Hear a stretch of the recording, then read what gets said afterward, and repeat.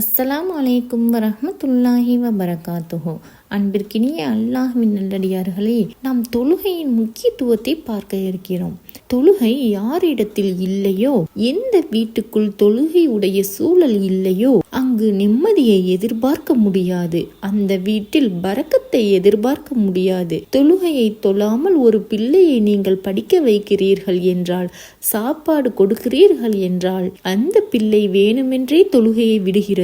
ஆனால் நீங்கள் அந்த பிள்ளை படித்தால் போதும் என்று உணவு கொடுக்கிறீர்கள் என்றால் அதுவும் ஒரு வகையில் பெரிய பாவம். தொழாத காஃபிற்கு நீங்கள் உணவு கொடுக்கின்றீர். அல்லாஹ்விற்கு மாறு செய்கின்ற வேண்டுமென்றே தொழுகையை விடுகிற காஃபிரை நீங்கள் உருவாக்குகிறீர்கள். தொழுகையை விடுவதற்கு ஒரு பொழுதும் நீங்கள் அனுமதித்து விடக்கூடாது.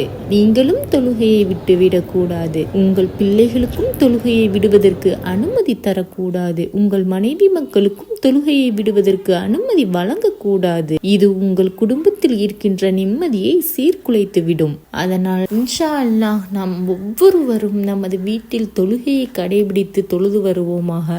அல்லாஹ் நம் அனைவருக்கும் நற்கிருபை செய்தருள்வானாக. அஸ்ஸலாமு அலைக்கும் வரஹ்மத்துல்லாஹி வபரகாத்துஹு.